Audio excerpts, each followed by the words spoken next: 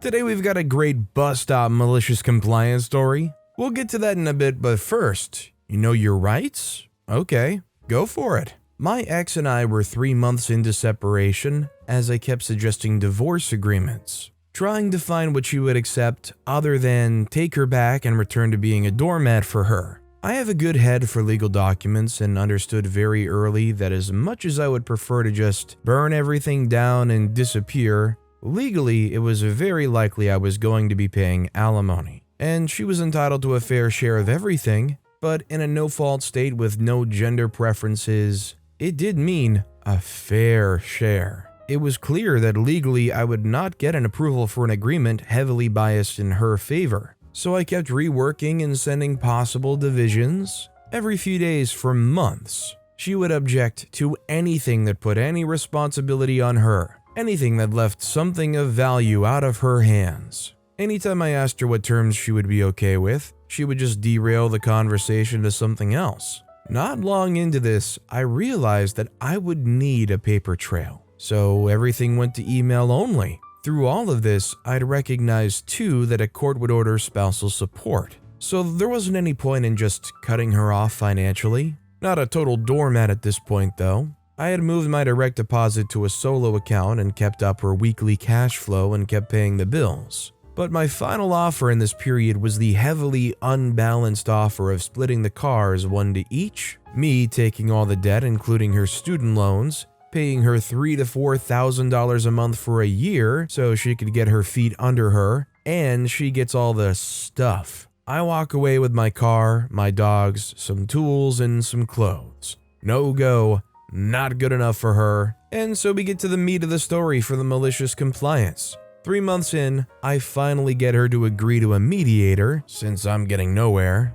She shows up to the initial meeting, the first time we've seen each other in a while, the second time since splitting. She was staying with her sister. The mediator starts out with the rules of mediation and the agreements to sign. I sign easily, she balks but signs it finally. One of the relevant terms is that we agree to not file any other legal paperwork. We would come to an agreement and the mediator would file the final court papers on both of our behalf to get the divorce ordered. The mediator starts asking basic questions, and every question to either of us results in my ex launching into an irrelevant topic attempting emotional manipulation of me or him. I quickly resolved to gray rock her directly and only direct my interactions to the mediator. I do my best to ignore her off-topic ramblings and reply to the mediator when she briefly crossed relevancy, like someone falling from a tree and briefly being stopped by various branches on the way down. The peak was when she literally crawled on top of the big table to stick her face in mine to force me to see her and engage in her ranting. The mediator called it quits at that point. He reminded her of the rules she agreed to, gave us homework to fill out, and had us schedule the next meeting with his clerk 2 weeks out. 3 days later, I get served with a summons to court for a hearing over spousal support. The summons showed the claim my ex made that all I'd received from her in 3 months was $130. Oh boy, not true at all. Not to mention in violation of the mediator terms. I end up on a conference call with my ex and the mediator as he tells her that she needs to withdraw the complaint or mediation can't continue. She adamantly insists that she knows her rights. So the mediator ends his involvement, cuts us refund checks minus time worked so far, and exits stage left. I prepare for the hearing. I print out 3 months of bank statements and highlight every transfer to her, every bill paid on her behalf, every ATM withdrawal by her card. Over 100 toll bills I received from her just driving through express lane tolls. So I got the elevated license plate fee mailed to me, $13,000 in change. You missed a couple of zeros in your complaint, I thought. My final stack of paper was rather thick, so I made and printed an Excel spreadsheet summary for the cover sheet. I also looked up the spousal support rules again. It's 40% of the difference between the income goes from the higher paid to the lower paid. Some little wiggle room, but that's it. Simple. She was currently getting up to 72% of my pay once you factored her bills in. This court hearing was a good thing. Not as good as a mediator and fast resolution, but I wasn't likely to end up more screwed here. Not to mention, I had some daydreams of her finding out what lying on court documents might do. Court date rolls around. I show up to court, waiting in the hall outside the family law section. She shows up and plops herself next to me and starts going off on me again. I try to ignore her. Then, to keep from engaging, I start a written transcript of her ranting using the back cover of my paperwork folder. Finally, she realized what I'm doing and ends the ranting with, "Oh, I guess you're writing what I'm saying so you can make your friends hate me." They needed no encouragement. She huffs a few seats away and is quiet the rest of the time we waited. The court officer, not a judge, just someone authorized to handle it since it's a simple and clear legal process, finally comes to get us and we head in. The officer starts the legal speeches, yada yada, and then asks my ex if she has anything to add to the complaint. She launches into a roller coaster speech proclaiming all of my bad faults, some of which were real, how mean I was to try to divorce her, and how I obviously didn't need any of the money I made because he's just going to live somewhere simple and cheap anyway. Yeah, her words. The court officer returns to the present like someone climbing down from the kitchen table after seeing a rat run by, and she asks me if I have anything I'd like to say. She can see the stack of paper and eyeballs it as she's talking. I hand over the stack, tell the officer that the summary sheet on top should help clear up the financial points in question, and just verbally start going through the items. At each one, my ex interrupts to give a reason why that item shouldn't count. Every single one. The officer keeps asking her to stop interrupting, but to no avail. We finally finish the list. The officer is shaking her head slightly and says, "Mr. Yen, this court process is to ensure that both parties are doing the right thing. So all of the," and gestures to encompass the stack of paper, "needs to stop right now. We will garnish your paychecks for the amount specified by law and send that to her instead." I know it's a win. I knew it was going to be. She didn't. She sat there all smug as we get into the calculations. I asked for a couple of adjustments to keep the amount of her car payment since I co-signed, and I wanted to be sure the bill was paid. I expected that she would refuse or overspend on other stuff and be unable to pay it. I didn't want to give her the power to trash my credit. The officer agreed. I then asked to keep the insurance payment amount too for much the same reason. Also agreed by the officer. My ex continued to be smug. I know she was thrilled at the idea of getting a court check directly. It sure would show me. Everything wrapped up. We got the totals, signed papers. I handed over a check for the first payment, and the officer got up to make copies of everything. I asked the officer if I could wait in another room while she did, and got an agreement with a bit of side eye at my ex. I got my paperwork first, with the officer saying, "It might take a few minutes for her to get her paperwork, but you are free to go." I got the hint and left immediately. I had parked a few streets away anyway, another barrier if she couldn't park near me. I got in my car and immediately called my cell carrier and canceled her phone. "Does she want to set up her own plan?" I said I can't answer that. I'm obeying a court order to remove her from my accounts. They say okay, and work down the remaining subscriptions I was paying for that she used. I even had the bills in front of me from court with account numbers and customer service numbers right there.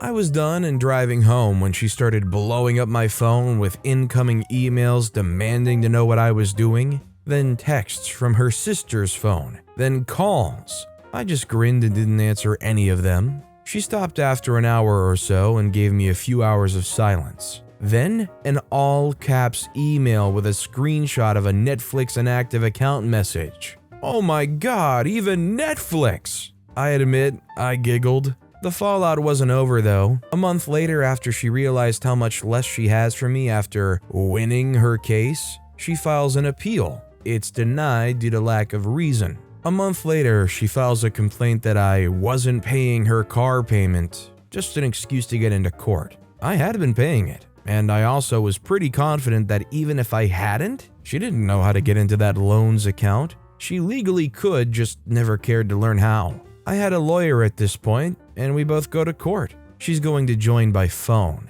The officer paused before calling and tells my lawyer, this lady is a piece of work. The validation of that statement will always remain with me. The call goes predictably. My ex makes irrelevant rants. The officer keeps shutting her down. Finally, asks my ex for proof that I wasn't paying the car payment, as she's holding statements and check images proving I had. My ex nearly screams, "I just know he isn't so he can hurt me." The officer replies, "I am holding proof that he has paid it and is satisfying his legal obligation. The complaint is dismissed. Thank you," and hangs up on my ex. Divorce took another 10 months, lots more crazy, teaches her newbie lawyer a hard lesson, and I walked away with even less alimony than the spousal support, and only about 60% of the debt. I lost my dogs to her though, my only regret in the outcome. One is certainly past old age limits now, the other's in that range. I still miss them. I mean, although in the end there is a somewhat satisfying outcome, you hear this story and you realize this went on for like a year and they didn't even keep the dogs in the end. You can't even necessarily feel great after all that. Our next story is, how hot can you possibly make them? Years ago, I'm talking at least 10 years, we'll call him Jason, was invited to something like a potluck. When he asked what to make, he was told hot wings. Jason agreed and went on to ask how hot they wanted the wings, and the individual said, "As hot as you can make them." Jason said, "Okay, not a problem." But as he was walking away, he heard the individual go, "How hot can you possibly make them?" So of course, Jason took this as a challenge. The day of the potluck comes, and the person takes a bite of a wing and gets beyond pissed off because no one can eat more than a couple of bites out of the wings. This is except this tiny woman who went to town on the wings. Jason wound up making his own hot sauce, mixing a bunch of different peppers and sauces together to make this hot sauce he now refers to as Experiment 666.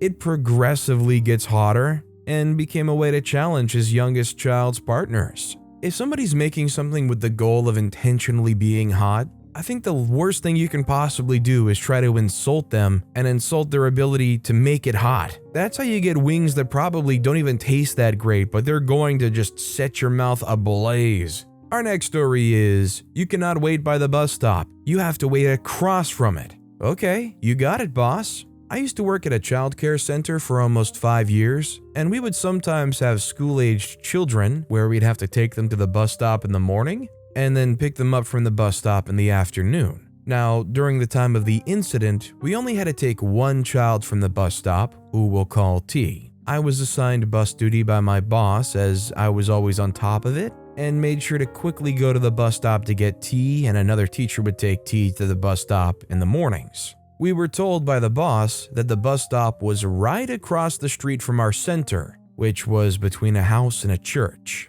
We would wait by the tree, which was by the church parking lot, as that's where the bus stop was, so we would wait there. Well, boss didn't want us doing that anymore and said that we weren't supposed to wait there and wanted us to wait in our center's parking lot by the curb. Not only that, but my boss would not let any of the teachers leave to take T to the bus stop in the mornings as it was too early, despite us having to leave at 8:15 since the bus would arrive at 8:20. So we also had to take T at 8:20. Cue malicious compliance. We started waiting for the bus by our parking lot like my boss requested. But after a couple of weeks or so, it's been met with complaints such as T refusing to let us hold her hand across the street to get to the school bus, the bus arriving early causing T to miss the bus, and another teacher had to drive her to school, which angered T's mother, and T crossing the street by herself to get to the center whenever the bus arrived early in the afternoon.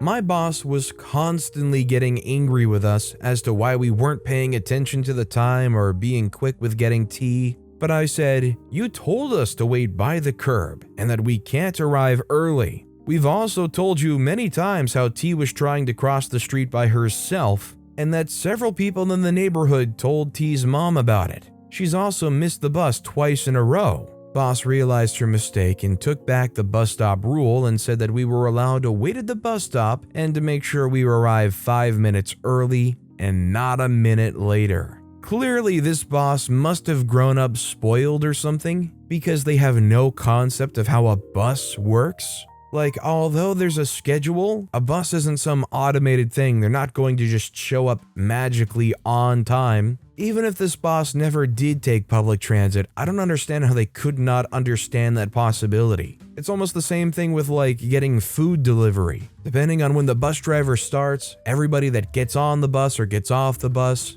how the roads are, anything can change when that bus is going to be there. You always show up a little early. But with that being said, that's all the time we have for today. Now, if you want to hear another absolutely awesome malicious compliance story, check out that video on the left. Or if you missed my latest video, check out that video on the right. That said, I'll see you all next time with some more stories.